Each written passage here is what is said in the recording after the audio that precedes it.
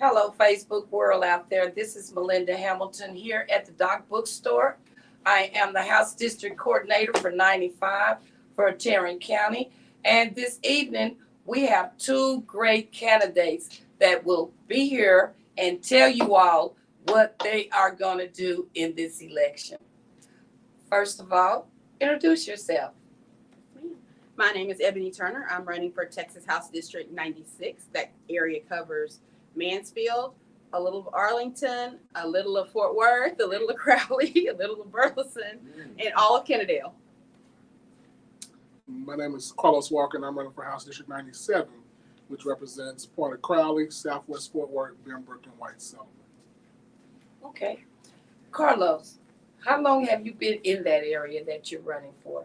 So I've lived there for 20 years now. I moved there in May 28, 2004. Okay. Ebony, what about you? I've been in Mansfield for 18 years. 18 years. Okay. Carlos, I know a lot of people know you in the education part, right? Yes. And the last place that we saw you were Dunbar High School, right? Yes. What did you do at Dunbar High School? Because, I mean, you got a lot of all kind of certificates, taking the kids everywhere. I mean, they was really hyped when you was there. So how did you feel in the capital of Fort Worth, which is stop 6, where you were? Yes. And I'm still over there, so I'm not the principal at Dunbar anymore, but my office is at Sunrise Elementary School, and so I enjoyed my time at Dunbar High School. It was a great career experience for me as the principal there. When I first became the principal at Dunbar High School, I came after there was an incident with the previous principal before me, and so morale was low. There was a lot going on. However, I tapped on those Wildcats, was like, hey, I need you all to come back to your alma mater and actually pour into the students that are here now. And so we did what we call the power of Dunbar, and we got the alumni engaged, and we went from a low-performing school to meeting standards with 2 distinctions within a 3-year period. So wow. Dunbar's home. I'm a Wildcat. So, yes. Well, Miss Ebony, I'm not going to keep you out, but I know the area that you've been into in the Tarrant County area. And out there where you live, I know you've been doing helping a lot of nonprofits, and you also do a lot yourself. So tell us a little more about you. Okay. Well, I do. I am very involved in the community. So I'm a community advocate. I've been at school board meetings and city council and everywhere advocating, but I am the president of the Historic West Mansfield, Texas Community Development Corporation. I know that's a long name, the CDC. We built the 135-unit senior living facility that's right across the street from Bethlehem Baptist Church, and it's called Bethlehem's Pioneer Place. And so that is our biggest accomplishment, and we are extremely proud of that. We love our seniors. It's a thriving community, so that I'm so proud to be a part of that all the time. Like I said, we're doing very well, and we still have a wait list of probably 700 to 800 people. Oh, wow. So that's awesome. We've been in existence over 5 years, and we've had a wait list that long. So we're very proud of that community. I'm a member of Bethlehem Baptist Church, and so everybody knows the historic nature of Bethlehem Baptist Church, the oldest church in Tarrant County. I believe we're 154 years old, and so we are the oldest church in the area. We used to be the one-room schoolhouse back in the day. So just a lot of history between Bethlehem and Bethlehem's Pioneer Place. So I'm very happy to be a part of that.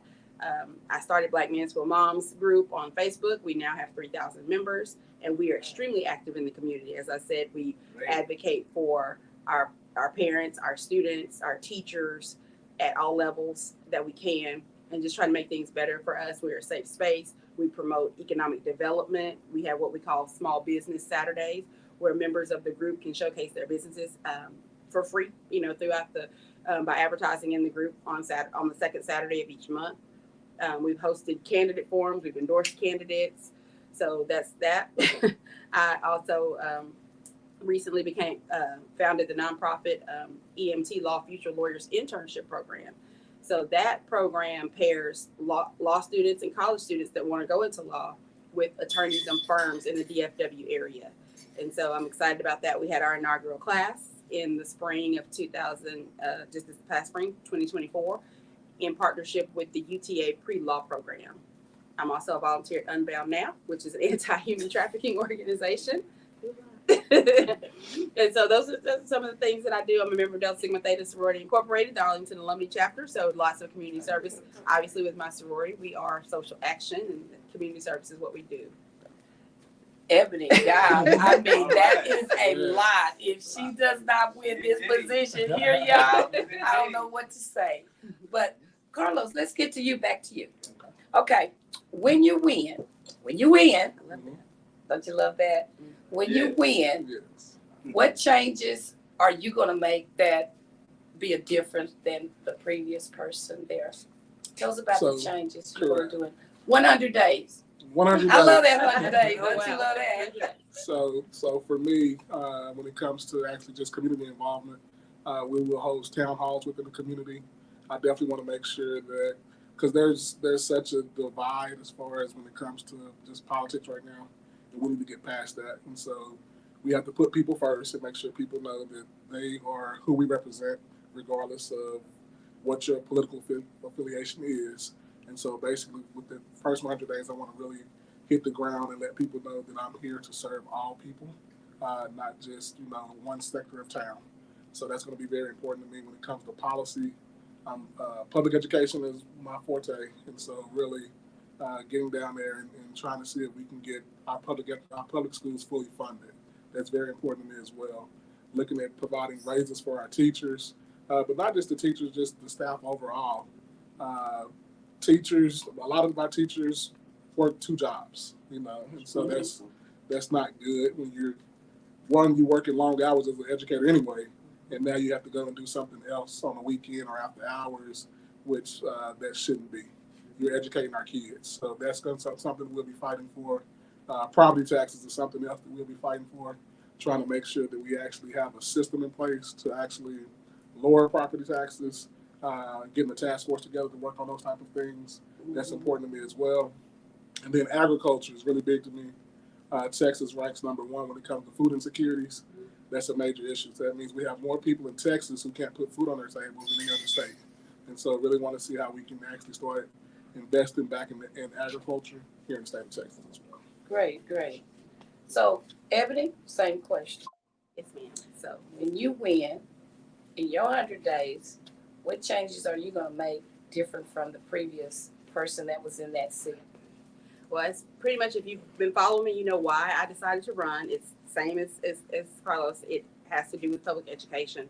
I'm a mom of a son with special needs. My opponent voted against vouchers. So the first thing, he voted for vouchers. He wished he voted. He voted for vouchers. And so the first thing that I can't wait to do is to get to Austin and vote against vouchers. So that's one of the first things I want to do. And then I'm very similar to Carlos in that I believe teachers need to be paid more. My parents are retired educators, and he's absolutely right. They each always had a second job. I said my mama was the queen of a side hustle. And so as educators, they always had second jobs. That was never just their only job, both of them. And so for that to be the case still in 2024 is a major problem. And I've had lots of conversations with teachers, and they are, they are tired of having to go into their pockets and pay for supplies and stuff that the school district should be paying for, things like that. So I definitely want to make sure education is fully funded. I want to make sure that special ed teachers are paid, paras are paid way more, because they get the brunt of all the things that are not so positive when you have to be in a classroom with special needs students. They get, spit on, vomited on, pooped on, all the things. And that they do not make enough money to deal with that. And so we have a shortage always. I've been asking for a para for my son since he was kindergarten. He's in 5th grade now, and this is his first year to have dedicated paras. So it's definitely an issue. I'm also for women's reproductive health privacy rights. So I tell everybody, First Philippians 1:1, he who hath not a uterus needs to stay out of mine. So I do not believe that legislators in Austin or Washington, D.C. need to be legislating what goes on inside of our uterus. And it's not just about abortion, folks. It's about reproductive justice. There are so many things that happen to a woman's body that I don't want anybody telling me what to do. I tell everybody I had a long and tumultuous relationship with my uterus when I had one. I no longer have one. I have 3 beautiful babies as a result, but I no longer have a uterus because it had to go. And at no time, any of those decisions to have 3 C-sections, to have a myomectomy or hysterectomy, did I call my legislator in Austin or DC and ask them what to do. And so I think because I know what to do. It was between me, my doctor, and my husband, and my God, and that's who it should be between. So those are some of the things I want to champion. Also expanding Medicaid. We've got to get more health care for people. We have hospitals closing in rural areas. Yes. We have all these millions of people that are uninsured, all because we leave billions of dollars on the table every year in Texas because we will not expand Medicaid. It doesn't make any sense. So those are some things. There's plenty more. That's some of I it. know that's a lot. That's a lot. And if we can make sure that you all do what you say you're going to do when you can and everything. So, Carlos, your platform is 2 minutes, 3 minutes. Tell our Facebook listeners, what is your platform? So like I said, We know everything that you do. correct. Because we know you're in the south part of Fort Worth. We know you're in the east part of Fort Worth. Well, you're all over Fort Worth. Just make it easy like that. So I have to say northeast, south, and west. So let us hear your platform on some of the things that you're going to do that you're already doing, and you be expanding them and go. Correct. So some of the other things that I do that I would really want to expand when it comes to working with youth, as far as I'm a part of the 1 Second Collaborative with United Way. And so really getting down into the gun violence that we're experiencing here in Tarrant County, but not just Tarrant County, nationally. Those are some things that we need to focus on, making sure that we do have. Now, I'm a gun owner, so I do believe that people should have their Second Amendment rights when it comes to guns. However, there's also should be some responsible gun ownership as well. So let's let that be known. But I do believe in gun rights, but I also believe in responsible gun ownership. If you look at what's going on with our kids, Cook Children's Hospital had to put in a program called Aim for Safety, which I work with, going into the schools, teaching kids about guns and safety, as far as making sure that we have so many kids in Tarrant County that are being shot accidentally because they're finding guns within their homes, that it became an issue where the actual hospital had to start addressing it. And so through this particular program, it needs to be expanded. We need to have education in all schools, not just here in Tarrant County, but throughout the state, to where we are educating people as far as on gun safety. And what that means as far as for our little kids is we tell them if they find a gun to tell an adult not to pick it up. So it's not teaching them how to use a gun. It's teaching them basically that, this is something that could possibly harm somebody, and you need to let somebody, a responsible adult, know what's going on. So that's something that we definitely need to expand. Also, when it comes to working with our foster kids, we have an issue in Texas as well when it comes to kids that are aging out of foster care. We need to actually make sure we're focusing there and strengthening that particular program as well. Like I said, there's so many things we can talk about. I talked about education, infrastructure is another thing. I definitely believe that we should not be paying, I'm calling it a tax as far as on our toll roads. That's an issue for me as well. You build these roads and you pay for it with state money, and then the people still have to pay for it again to reimburse them, which is an issue as well. Let's see, what else can we? There's so much that we have to address. We're going to have to really prioritize as far as the things that we're working on. But first and foremost, my agenda is to go down and really tackle public education. That's really at the top of the agenda. Ebony, same question. Okay. Well, as I stated, the reason I decided to run was because my opponent voted for vouchers, and I'm against vouchers because they hurt special needs students, because they defund public education. Special needs students already don't get the resources that they need. And so if we start taking away from public schools, then they're going to get even less resources. And not only that, vouchers go to private schools. They don't go to charter schools. They don't go to other districts. They go to private schools. And private schools do not have to accept students with special needs.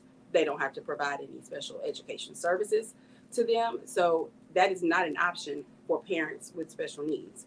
And then if you're defunding the schools, then, again, like I said, they're going to be even more at a disadvantage. So that was the first reason why I decided to run. That's why my campaign slogan is, it's not political, it's personal, because my opponent voted to keep himself from being primary. That was the reason he voted with Governor Abbott for vouchers. And so for me, it's not political. It's personal because of my son. That's why I decided to run. The personal is an acronym. So there are other issues as well. I want to talk about educational excellence for everybody. I would like to see criminal justice reform. I am a criminal defense attorney by trade currently, and there are many issues, but I'd love to see mental health decriminalized. We are arresting far too many people just because they have a mental health issue. And then, as you know, my good friend Cindy's out there, judge, soon to be judge, she talks about it. They languish in jail way longer than they should, and when they really should have never been arrested in the first place. And then, of course, we know we're in Tarrant County, some of them have died, so way too many. And so that's a problem. And so we definitely want to talk about reforming criminal justice. School safety is definitely an issue that I want to tackle as well with sensible gun laws. There should be no reason why we have students having to do active shooter drills. We didn't have to do that when we were kids. We did tornado drills when we were kids. That's something you can't control. We shouldn't be doing active shooter drills. But our students, that became a way of life for them.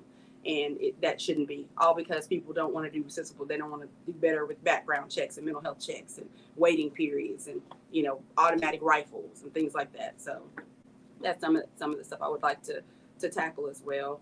The SB 17, the DEI, getting rid of DEI in higher education. I was a student at UT Austin when the Hopwood decision came down where they said you couldn't use affirmative action or race-based admissions. And what that did was immediately cause us to get programs cut that were geared toward minorities, recruiting and retaining minorities. Same thing happened with the SB 17. They immediately cut any positions that had anything to do with DEI. The students lost their mentors, their referral sources and references, and I was very angry. They fired like 60 people. One of my sorority sisters who worked there for 20 years lost her job and was not rehired by the university. She had to go outside of the university, all because of this policy and the way these universities have decided to implement these policies. Meanwhile, they never ever they don't ever tackle the legacy policy. So that's something we could talk about ad nauseum. But those are just some of the things, in my platform that I would like to tackle. Thank you.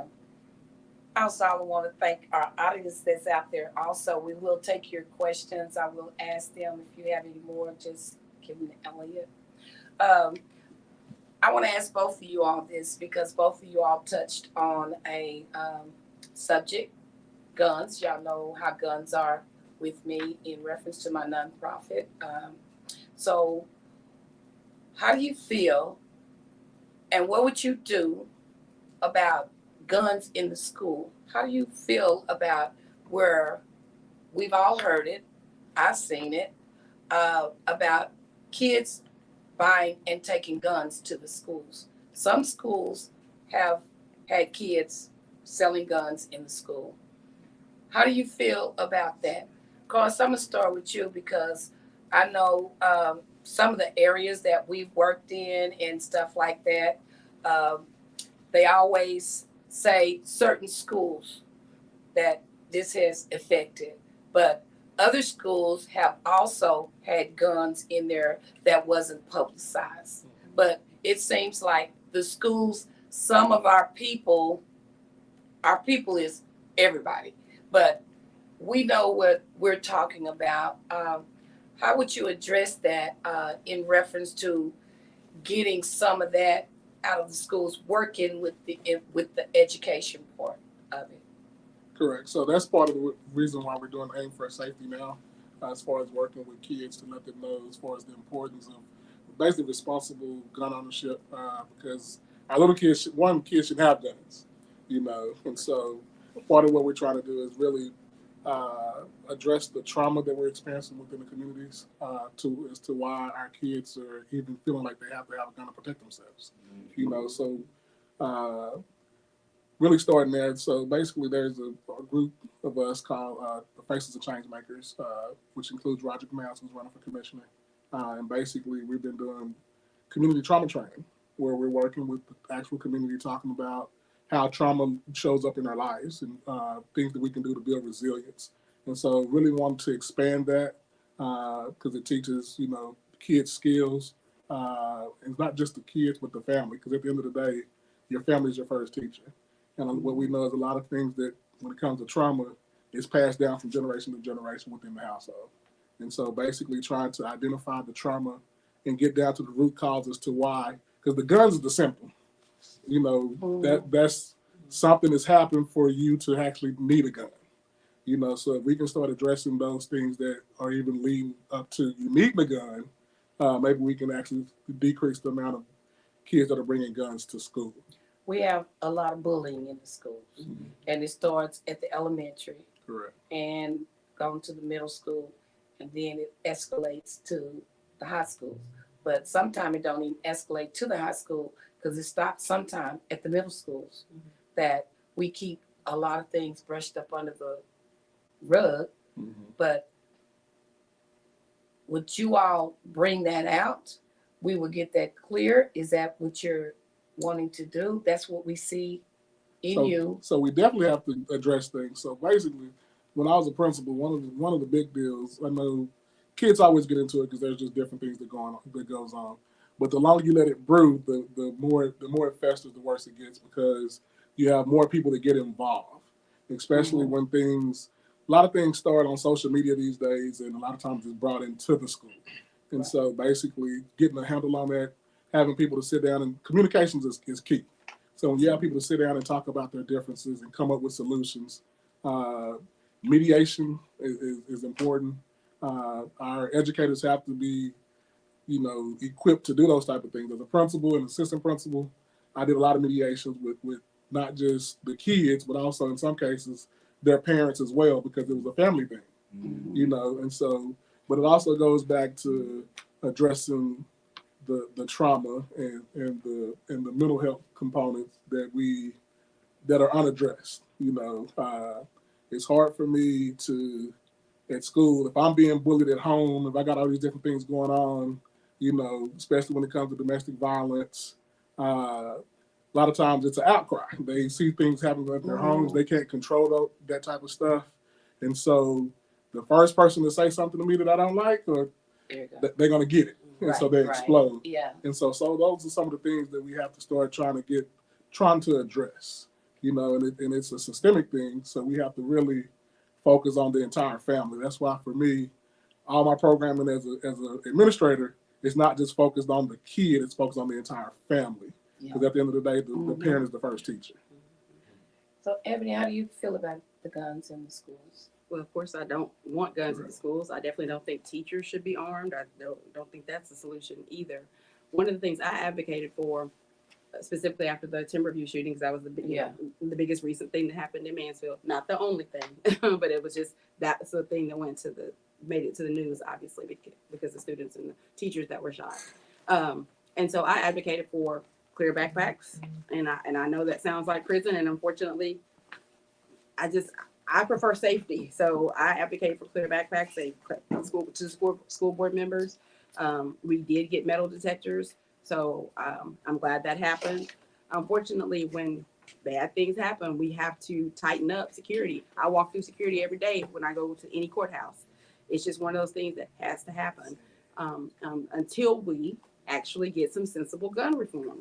So that's something like, I know Carlos said we're going to have to advocate for when we get to the state legislature, because it's a problem. In Texas, everybody wants to have their guns, and that is wonderful. That is fine. Your Second Amendment right.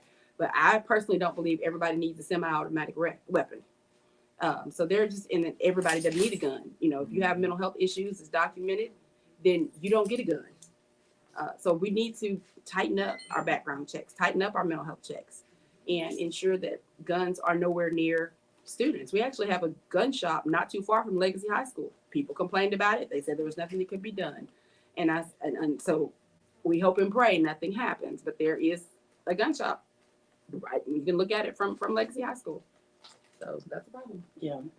And I've seen a couple of pawn shops that have the word guns on sale or whatever, especially right across from the from the funeral home over in the East Fort Worth area. There's a pawn shop in that area right across the street. And, that really doesn't, get me good. Okay. From the audience, I have some questions that they would like to ask you all. What about the reinstate civics in public schools? And how will the funding be used in the school? Why don't you come right here and read your question? Okay. And this is for both of you all. Okay, the first question is, It's good to see you over here too. I tried to Miss get over here, I've been out of the Yeah. streets working. Reinstating civics in the public school. Right now, young people, they don't know the difference between a city councilman and a county commissioner, state representative and a senator. So because that is not, when they took that out of schools, I think it was an intentional thing to keep you on stupid. So I'm talking about reinstating the teaching of civics. Either if we can't get it in public schools, then maybe we can get it taught at community centers, the teaching of civics. The second one was, how will you propose? Because the first thing they're going to be asking, how are you going to pay for this? So how will you propose that you work with others to finding the funds to do the work that needs to be, that you talked about school, you talked about increasing school, because I come out of my pocket to pay for some of the things that teachers need in certain schools. So how would you propose that we find the funds to do that? And that's two separate questions. Yes to civics, absolutely yes. And because there are a whole lot of adults saying things, they don't know the difference. So I don't know if you recall or were aware, when I ran for judge 2 years ago with Fort Tarrant, we went around the county and we held Civics 101 workshops because we realized very quickly people didn't even know what judges did. They didn't know the judges were elected positions. And so we took that and we started trying to educate the county on all positions, elected positions. So we talked about, from president all the way down to constable. And so yes, it needs to be implemented. And as far as finding the money is there. Texas has boasted about having a 30-something billion dollar surplus or whatever it is. The government decided to hold on to the money and not release it because vouchers were not passed. He held it hostage. So they need to release those funds is the first thing, because the money is there. One of the things they did, they took the teaching of civics out of the public school. So we're talking about having it reinstated as part of the curriculum. Oh, I agree with that. Required curriculum. Oh, sure. Oh, I would agree with that. I definitely agree. Same here. And so basically that can be infused into the curriculum, what teachers already teach right now when it comes to social studies. And so that can be from elementary all the way up through high school. Even I remember when I was in school, we used to actually vote, and so that actually, would reinforce the civic responsibility of actually voting. So I believe in wholeheartedly everything that you just said as far as when it comes to civic responsibility. And like Ebony said, the money is there. It just needs to be released. Okay, Josh, would you come up here and read yours? Because I can't find my glasses. Okay, y'all. I am so sorry. Okay, Josh, ask them that question. Oh, okay, sure. This says, this isn't, I'll read this question. Would you I'm not Is sure. that your question? It's not my question. Here's your question. Okay. See, I say. Is it true that your opponent supports and attends events for the True Texas Project, a right-wing extremist white nationalist hate group? According to his finance, he does. Yes, he tried to come out and say that he's now disavowing that, but that a Facebook post from True Texas saying that he funded their event just this past weekend, as well as his finance report that stated he was the largest single donor for that project. So apparently he does. Okay. Yeah. Oscar, can you come read your question? I don't have a question. So That what? must be mine. Josh, you had two? Yeah. You had two of them. I don't know where without your glasses. Okay, one of the things that one of the problems we have is would you consider proposing some type of amendment to increase the number of counselors that are allocated per schools? Right now, in every school, they've got a certain number of teachers. The counselors are overloaded, and so they can't counsel kids as far as about education. They can't counsel kids when it comes to the need for if they are being bullied, or if they do see problems. So we need people who are trained counselors in the schools, but you can't do it with one counselor for every 2,000 students. So we need we need more funds allocated for the hiring of counselors, either part-time counselors or full-time. And I would like to know if you would welcome that opportunity to increase the number of counselors in public schools that would be allocated, especially for schools that really are in need. Most definitely. So when it comes to counselors, you have two types of counselors. You have your academic school setting counselors, as well as you have your social worker and your common intervention specialists and LPCs. So yes, unfortunately, due to the cuts in our budgets, we increased them at one particular point, and now that funding was cut recently, we have to decrease those positions within our schools. But there's definitely a need as far as for those particular positions working with our kids, because when you take one counselor to do all of those jobs, it doesn't get done. And so we definitely need to provide additional funding for our schools to actually hire more people for those support service type positions. And as for me, it's certainly something I would welcome doing research on and seeing how we could do that, how we could increase them, where they would need to go, stuff like that. So I would definitely be open. Like I said, I want fully funded public education, and that means every aspect. Question. We have a question. Yes. What are some of the projects or activities or engagements that you all are doing to increase, to get young people out to vote? You know, to get them enthusiastic about voting. What are some of the things y'all participated in or plan to do, or as part of your campaign? So I reached out to some of the people in the 18 to 25 age group, and I reached out to say, hey, what is it that y'all are going to do? Because I'm getting ready to send out a text message that's directed to them. So that's definitely one of the things I'm doing. And I'm also proposing having a listening session. I had a listening session with special needs parents, and I'm also proposing having one with the young people because I want to hear what their issues are. So that's some of the things I'm doing for my campaign. So one of the things I've done, I've actually created TikTok videos to start making those connections as far as with that particular generation. TikTok? Carlos, you're on So- TikTok. Are you on TikTok with your hat? Yeah. Yes. With the cowboy hat. Yeah, so basically I have 4 kids. I have a 28-year-old, a 26-year-old, a 23-year-old, a 21-year-old. And so been, conversing with them and talking about different things just to get them engaged. And they've also been talking to their friends and providing feedback. And so it's very interesting because all 4 of my kids are very different. And so just listening to their feedback, it's been helpful as far as just on the level of engagement. Okay, so my daughter, my 23-year-old, she actually majored in film. And so basically she's been helping me on the social media side as far as when it comes to all of those different things. My older son, my 28-year-old, he's a little bit more conservative. And so he's like, Dad, you're taking the wrong approach on this or that. So he gives me feedback on that as far as what his particular generation looks for. But also just been out in the community and talking to kids. And I work with kids still on a regular basis and just really trying to do a lot of voter education because a lot of the people in that 18 to 24 age group, they're not engaged. And so trying to get them engaged and understand why they're not engaged. And basically, they believe that their vote doesn't count, their voice, doesn't matter.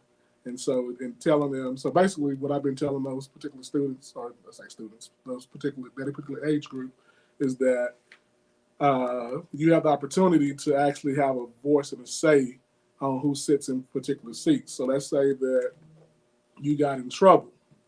You have an opportunity to select who that judge is that you'll be going to sit before, and so that kind of piques their interest, especially those that have actually been in trouble before, because now they get to see that I get a say in who actually sits in that seat. And I'm like, yeah, and if you get enough of your friends together, you can actually have a bigger say. So it's not just about you, it's also about getting people that think like you together and actually go through and vet and ask questions to people who are running for these seats. So that's how I've been trying to engage this particular group and get them actually engaged and active. Sounds good. It sounds real good. So do anyone else in the audience have any questions for our candidates? Well, I have, this is my last question. Okay. Like, just, I would like you all to just kind of, from 1 to 10, how are you feeling about the elections as far as enthusiasm and people? Do you think people show up to early voting? Do you think, what are your thoughts on that? Like, how would you rate? Are we good? Are we bad? Yeah. What do No, y'all 1 to see? 10. Yeah. 1 what do being y'all see? okay, bad, and 10 being great. I mean, what are your thoughts as far as where are we currently? As it, because I mean, elections. It's less than Correct. 2 weeks away. Right. So the So, I early mean, voting starts. Yeah. So how you feeling? Are you feeling? So, I think I think in the 7-8 range. I think there's a lot of enthusiasm. Obviously, the top of the ticket has helped a lot with that. But just even in my area, I feel like people are ready for some change. And so I get a lot of feedback that people are, in my corner, excited. I've connected with people. Like I told somebody on my financial report, like I don't even know those people that have donated to my campaign. So I think that they're excited about me running and, the possibility that we can actually have somebody who cares about the community, is in the community, and wants to make changes for the people in the community and not just politically engaged. So I really think that that there's a lot of enthusiasm in my area. Okay.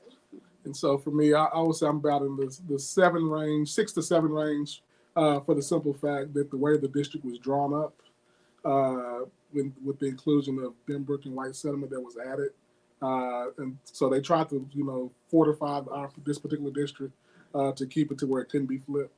So I'm a little apprehensive to be like, oh, we got this in the bag. But at the same time, I know that the growth in Southwest Fort Worth and Crowley, those numbers that have been added, we can flip it. Now it's just getting people to the polls. There was a lot of voter apathy during the primaries, and so during that particular time, watching their numbers compared to our numbers, it was a 3-to-1 turnout in their favor. And so, however, with the changes at the top of the ticket, that it has re-energized the base. And so really being enthusiastic and being optimistic about talking to people and getting people to the polls. However, I'm looking forward to November the 6th to see where we actually land. Are you both excited? I know, Carlos, this is your first time. Yes. And I know this is your second time. Yes, it is. So both of y'all, I see y'all out there. We're out there.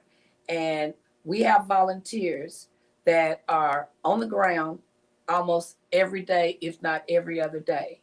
And with the next week that's coming up, early voting starts on the 21st. Right. And that first week is going to be from 8 to 5. So we know we're going to have poll watchers out there. We have gathered a lot of volunteers, which we still need more volunteers, y'all. We never have enough volunteers. So But how do one volunteer? Yeah. How do if you would like to volunteer, we know you all can call the office, the Democratic office, and you can, and one of the House District coordinators, because if you're like in House District 95, I will be your person. But call the office, 817-332-VOTE, which is 8683. I know that by heart. But yes, if you want to be a volunteer, these candidates up here, get in contact with them. And there's other candidates. What we're putting everybody's information out there.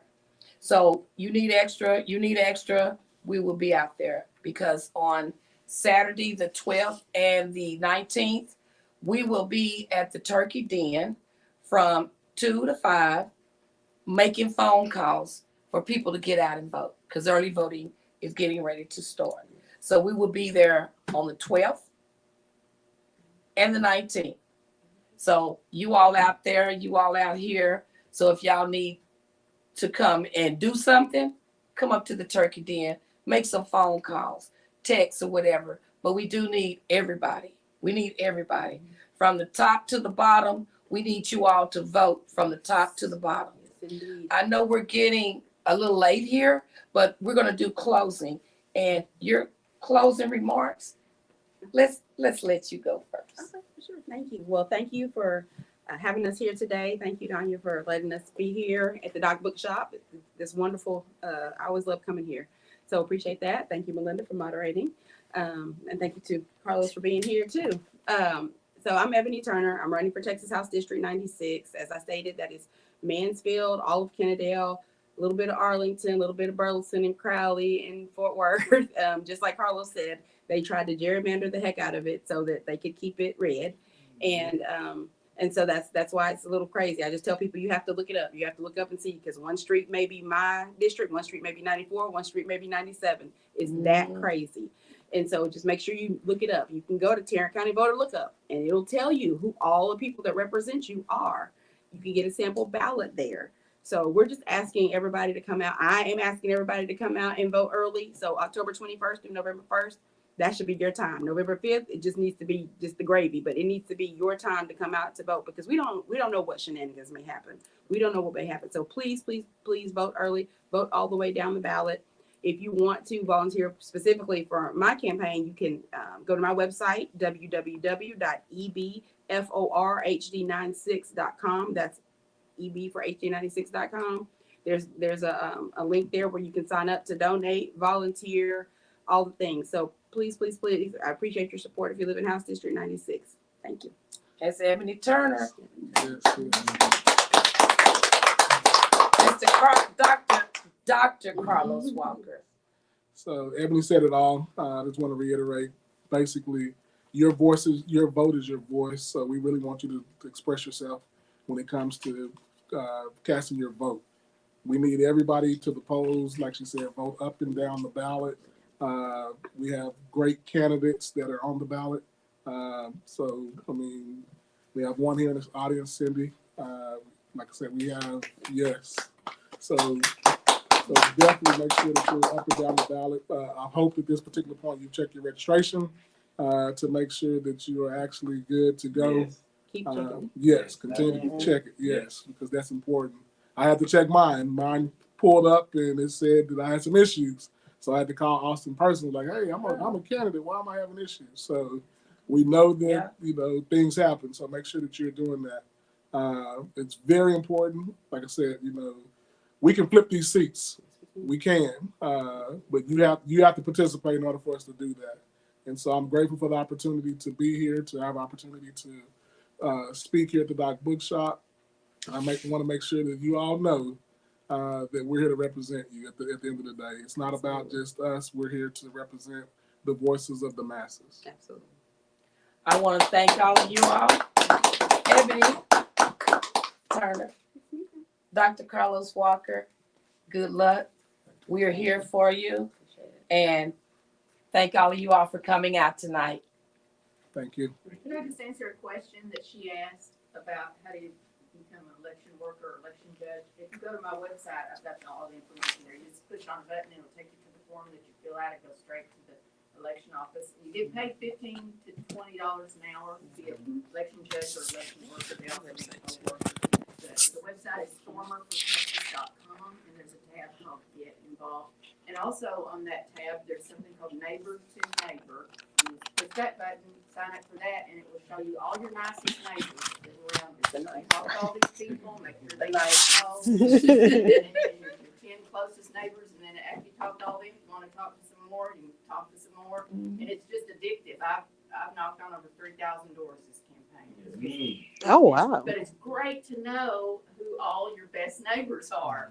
So please take advantage of that. Right. What do you call it, Neighbor It's called Neighbor to Neighbor. Neighbor to If you Neighbor. go to my website, and Josh has a card here with my website on it, and Stormer for Texas, and there's a tab called Get Involved. It's got a lot of